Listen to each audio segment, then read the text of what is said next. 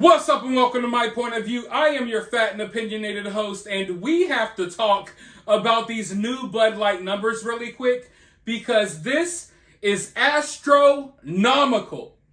And I don't even think I have ever used the word astronomical before. But I'll be damned if this is not astronomically bad. It is now being reported that Bud Light is down a whopping $27 billion.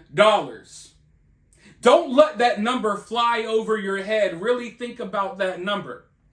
27 billion. More money than I'll ever have. More money than any of you will ever have. More money than all of us will ever have combined. Lost in a matter of weeks. Why?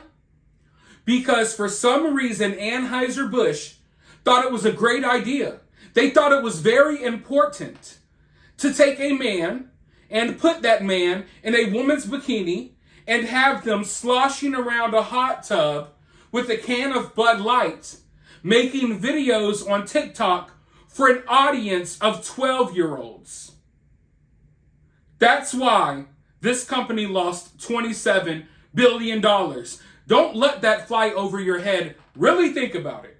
Really think about it. Was it worth it, Bud Light? Was it worth it, Anheuser Busch? Was it worth it, InBev? That little video that y'all thought was so important, you couldn't wait to put it out there into the world. That little video lost you $27 billion. It's going to lose a lot of you all your jobs. It may wipe Bud Light completely out of existence. All because you wanted to cater to a bunch of weirdos. Meanwhile, Dylan Mulvaney is still out here living his best life. Dylan Mulvaney didn't lose $27 billion. Dylan Mulvaney got that bag, got that money from Bud Light, and is now going forward to promote other items. While the people at Bud Light are left there to pick up the pieces by themselves. And it turns out they even pissed off the crowd that they were trying to cater to. So now everyone hates Bud Light. But let's go ahead and dive into these numbers real quick because they are astronomically bad. Bud Light maker Anheuser-Busch InBev has lost a whopping $27 billion in market value in the wake of its star-crossed partnership with Dylan Mulvaney, most recently slammed by a 5% stock drop this week. AB InBev's market capitalization fell to $107.44 billion through the end of May, down more than $27 billion from the $134.55 billion value the company had on March 31st, the day before the Dylan Mulvaney partnership went live. May was the third worst month on record for the company's shares. The stock is headed towards an official bear market, more than a 20% drop as the boycott continues. All of this, ladies and gentlemen, because they decided they thought it was important to allow a groomer that wants to indoctrinate your kids to promote their beer to your kids. And now they may go out of business. And I don't care if they do. But why? It doesn't make sense, does it? I mean, listen, I understand the ESG scores. I understand the social credit system.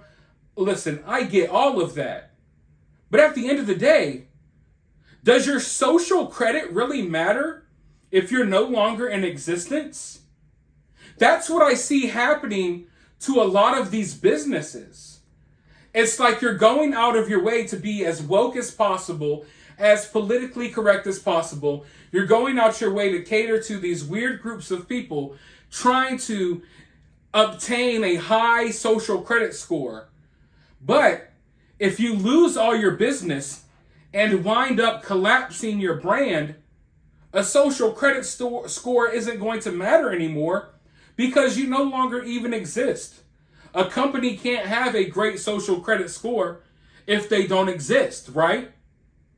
So I think that what we're going to have to do here is we're going to have to start showing these companies that, hey, sure, you want to bow down to the mob and you want to put your social credit score over the money, over your profits, then fine. But we're going to milk you dry until you have no business, period. You know what I mean? We're going to make it to where your social credit score doesn't even matter anyway because no one's buying your products or shopping at your stores. And this has really made me start looking at this situation totally different than what I was. A lot of people have been looking at this boycott like it's a historical moment. It's a one-off, the most effective boycott of our lifetimes. And everyone is focusing on this Bud Light boycott. And don't get me wrong, I agree, it's a historical moment. But instead of viewing this Bud Light situation as a one-off, I'm starting to view this as nothing more than a stepping stone. Like, I understand the significance and the importance of the Bud Light boycott, but in my opinion, there's so much momentum here that we would be doing ourselves a huge disservice by killing that momentum right here. I think the momentum must keep going. I think Bud Light needs to start being viewed as not the number one main focus boycott, but Bud Light needs to be viewed as the stepping stone, the blueprint on how we move going forward. Make no mistake about it. There's been a very loud and radical portion of our society that has steered our culture to being where it's at now. A lot of this stuff, this weird stuff, they're trying to make it socially acceptable, right? And this crowd, they've been loud. And they've been steering our culture and our society in this really negative direction. And for the most part, people like me, people like you, have been silent because we're the rational type. We're the live and let live. But at some point, you got to realize that you can no longer be quiet. Because if you try to ignore this stuff, eventually it's going to show up on your doorstep. Eventually, it's going to become so bad that there is no fighting back. So now we have to take a stand. Now we have to make moves. Right? So when I'm looking at the situation, I realize that our voices aren't enough. We've allowed the crazies to gain too much ground. And to make no mistake about it, they didn't have to talk with their voices and with their wallets. But we will. Because we're not, let's say they have the high ground right now. So simply voicing our opinions, it's not enough. They own the tech companies, the social media companies. They are silencing people on our side on a daily basis. They're suppressing us on a daily basis. So our posts on social media, our videos and stuff, they don't even get out there. They don't get spread far and wide. So when fighting this type of battle, yes, we need to speak out, but we also have to put our money where our mouth is. They don't have to do that. You have to understand that most of the people on the side that we're against, they're broke. They don't have any money. They're not even secure enough with themselves and their own identity to be worried about money. Yeah, they got the people in charge of the world, if you will. They got money and they definitely want to push that agenda. But the people we're up against, they don't got money. We control the market. We actually buy products. We actually go on vacations. We actually go to the movies. We buy beer. We control the markets. So moving forward, Bud Light needs to be viewed as the blueprint and the stepping stone to how we react to these big corporations and businesses when they try to push these weird social views upon us. Because that's not their place. It has never been their place.